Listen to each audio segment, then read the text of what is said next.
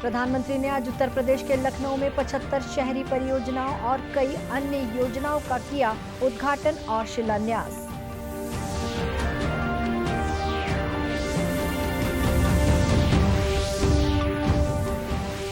केंद्रीय मंत्री ने कहा, सभी वर्गों का कल्याण केंद्र सरकार की प्राथमिकता। रायपुर में सेवा व समर्पण कार्यक्रम में हुई शामिल।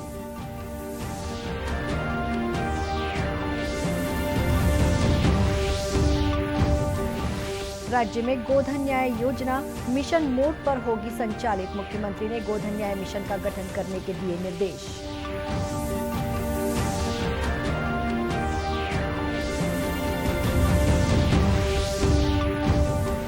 और केंद्र सरकार की प्लास्टिक मुक्त भारत योजना के तहत राजनांदगांव में लोगों को दिलाई गई शपथ।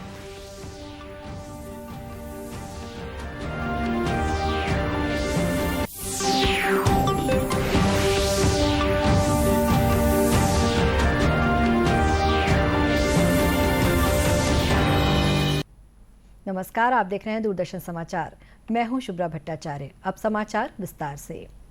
प्रधानमंत्री नरेंद्र मोदी ने आज उत्तर प्रदेश के लखनऊ में 75 शहरी परियोजनाओं और कई अन्य योजनाओं का उद्घाटन और शिलान्यास किया। प्रधानमंत्री ने नए शहरी भारत शहरी परिदृश्य में बदलाव विषय पर आयोजित सम्मेलन और प्रदर्शनी का अवलोकन किया। 3 दिन का ये सम्मेलन आजादी का अमृत महोत्सव समारोह के अंतर्गत लखनऊ के इंदिरा गांधी प्रतिष्ठान में आयोजित किया जा रहा है। प्रधानमंत्री ने यहां नया शहरी भारत सम्मेलन को संबोधित करते हुए कहा कि उनकी सरकार ने 3 करोड़ पक्के घर बनाकर गरीब परिवारों के सपने को पूरा किया है।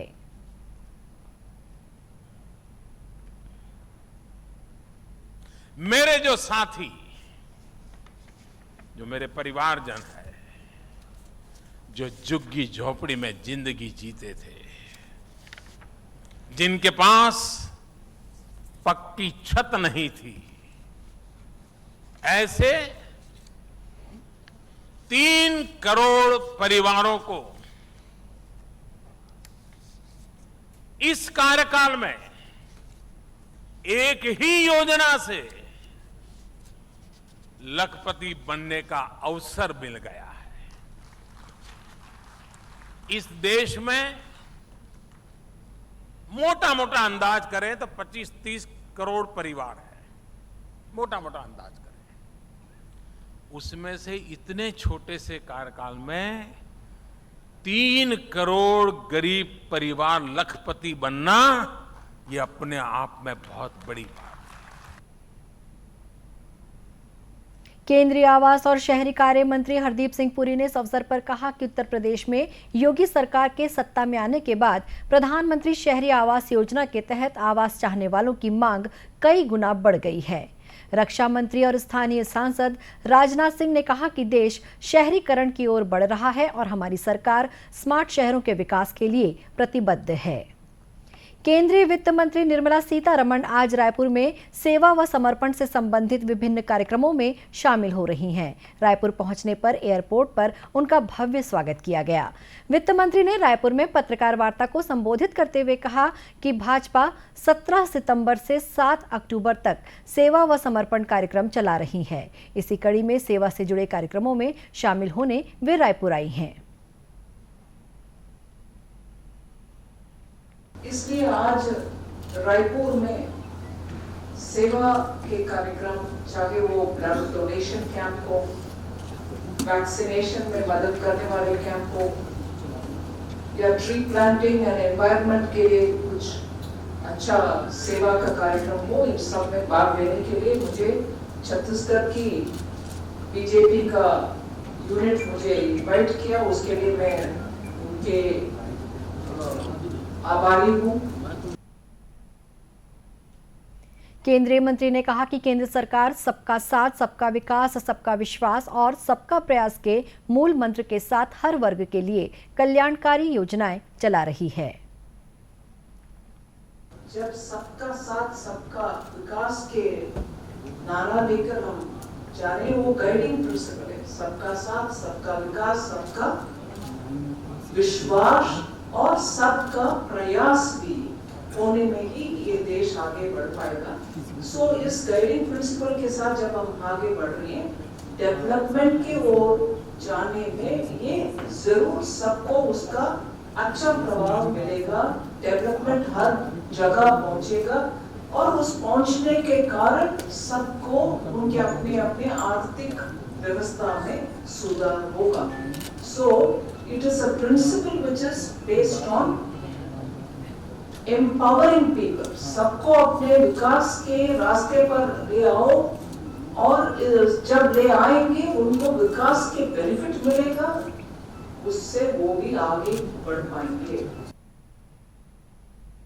केंद्रीय मंत्री ने सेवा ही समर्पण कार्यक्रम के तहत भाटागांव स्थित उप स्वास्थ्य केंद्र में चल रहे कोविड रोधी टीकाकरण का जायजा लिया। इस मौके पर उन्होंने कहा कि कोविड टीकाकरण अभियान में भी राज्यों को मुफ्त टीके उपलब्ध कराए जा रहे हैं। यहां उन्होंने वृक्षारोपण भी किया। केंद्रीय मंत्री ने जल संरक्षण जन जागरूकता अभियान का शुभारंभ भी किया।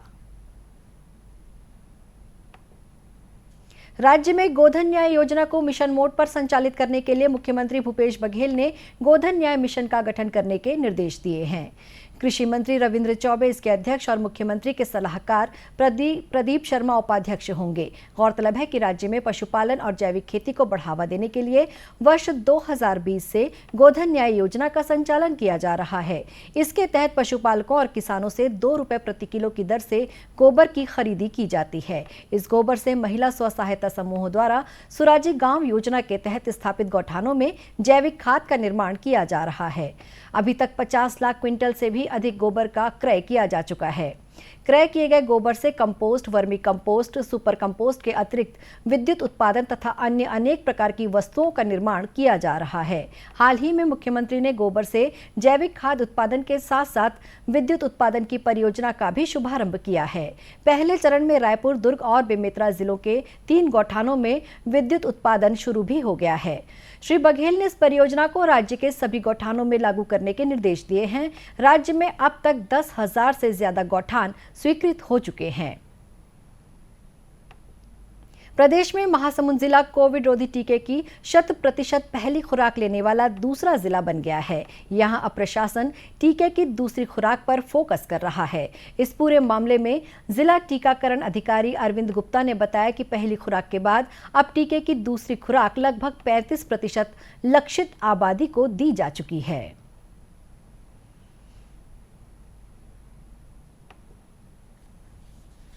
हमें 7,22,576 18 साल से अधिक उम्र के व्यक्तियों को कोविड का प्रथम डोज का टीकाकरण लक्ष्य निर्धारित था, जिसके लिए हम लोगों ने अब तक अपन 1 अक्टूबर तक 7,24,532 लोगों को, मतलब 100% से ज़्यादा लोगों को टीकाकरण कर चुके हैं। इसके लिए प्रतिदिन अलग अलग गांव, पंचायत और सब सेंटर के हिसाब से हम प्लानिंग करते थे। उसके हिसाब से टीकाकरण सत्रों का निर्धारण करते थे। मुख्य चिकित्सा अधिकारी डॉक्टर NK मंडपे ने लोगों से अपील की कि वे टीके की दूसरी खुराक जरूर लें। सेकंड डोज भी करीब 35% सेकंड डोज लग चुका है। इसकी भी कार्य योजना युद्ध स्तर पर किया जाने की तैयारी है और जिस प्रकार प्रथम डोज में करने के लिए लोगों को हमने उत्प्रेरित किया था, उसी प्रकार सेकंड डोज भी करने के लिए जनप्रतिनिधि और जनता से हम अपील कर रहे हैं कि सेकंड डोज जिस उत्साह के साथ लगाया, उसी उत्साह के साथ सेकंड डोज भी लगाए। कलेक्टर डोमन सिंह ने बताया कि चरणबद्ध तरीके से योजना बनाकर टीकाकरण किया गया। सबसे पहले ओडिशा से लगे इलाकों में टीकाकरण किया गया। हम लोगों ने इसको चरणबद्ध तरीके से काम किया है। जैसे उड़ीसा से लगे हुए जो बॉर्डर के हमारे जो ब्लॉक और नगरीय क्षेत्र हैं, सरायपाली, बागबाहरा, इसको हम लोगों ने पहले लक्ष्य किया था। उसके बाद हम सभी नगरीय निकाय को लक्ष्य किए थे, ताकि यहाँ पे लोगों का आवागमन ज़्यादा है। लोग अपने व्यवसाय के लिए और स्कूल कॉलेज के नाम से, ट्यूशन के नाम से, मिलने जुलने के नाम से आते जाते रहते हैं सारे लोग।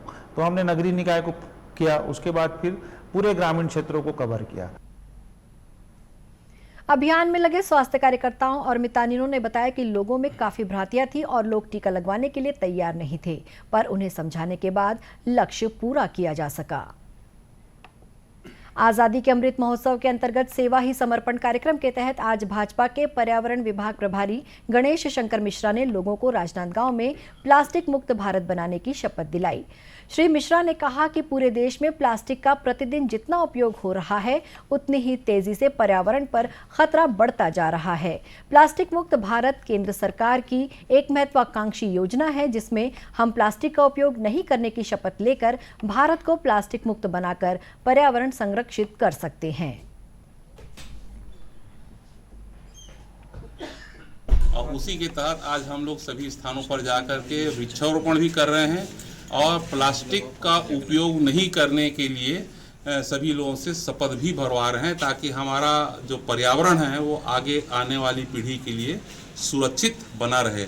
आपको मैं बताना चाहूँगा कि हर 1 मिनट में 10 लाख प्लास्टिक की पानी की बोतल जो है उपयोग की जाती है, और इतना सारा प्लास्टिक का कचरा नॉन बायोडिग्रेडेबल होने के कारण पर्यावरण के लिए बहुत बड़ा खतरा बन करके सामने आया है। और उसी दिशा में ये कार्य हम भारतीय जनता पार्टी का जो कार्यक्रम है उसके अनुसार सभी जिलों में जा रहे हैं, लोगों से संकल्प भी भरवा रहे हैं और शपथ भी लेवा रहे हैं, और जन जागरण की दिशा में एक हम लोगों ने कार्य करने का निर्णय लिया हुआ।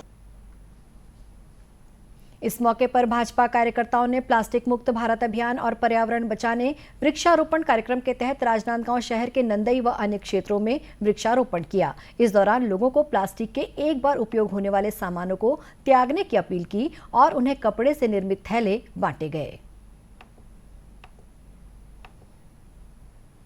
भिलाई की nursing professor doctor Daisy Abraham को राष्ट्रपति ने नेशनल फ्लोरेंस नाइटिंगेल अवार्ड से सम्मानित किया।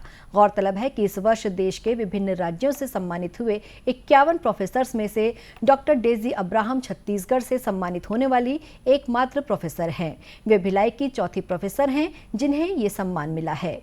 प्रोफेसर डेजी अब्राहम ने अवार्ड मिलने पर खुशी जाहिर करते हुए कहा कि अंतर्राष्ट्रीय स्तर पर सराहे गए उनके शोध पत्रों और कार्यों के कारण ये पुरस्कार उन्हें मिल पाया।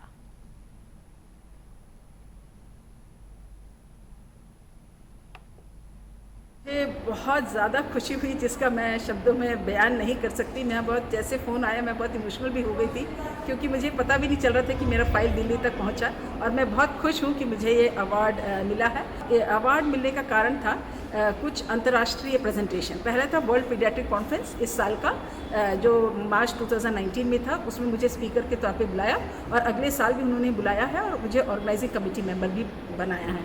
दूसरा है साउथ कोरिया में 2015 में मैं वहाँ पर टीम लीडर के तौर पे क्वालिटी सर्कल कन्वेंशन में अटेंड करी। 2 बार नेशनल क्वालिटी सर्कल कन्वेंशन में मुझे हमारे टीम को पार एक्सेलेंट अवार्ड मिला, और बीएससी नर्सिंग और एमएससी नर्सिंग में मैं गोल्ड मेडलिस्ट रही। और इसको छोड़कर भिलाई स्टील प्लांट की तरफ से 2 बार हॉस्पिटल डे अवार्ड और 1 बार नेहरू अवार्ड से मुझे नवाजा गया। National Florence Nightingale award nursing शिक्षण के क्षेत्र में उत्कृष्ट प्रदर्शन, इंटरनेशनल और नेशनल कॉन्फ्रेंस में स्पीकर के रूप में सहभागिता, social work, book and journal publication के लिए नर्सिंग प्रोफेसर्स को दिया जाता है। अंत में मुख्य समाचार एक बार फिर। प्रधानमंत्री ने आज उत्तर प्रदेश के लखनऊ में 75 शहरी परियोजनाओं और कई अन्य योजनाओं का किया उद्घाटन और शिलान्यास।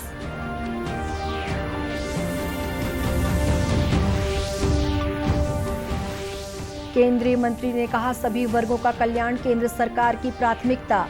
रायपुर में सेवा व समर्पण कार्यक्रम में हुई शामिल।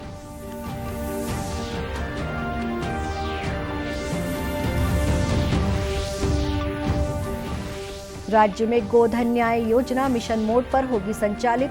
मुख्यमंत्री ने गोधन न्याय मिशन का गठन करने के दिए निर्देश।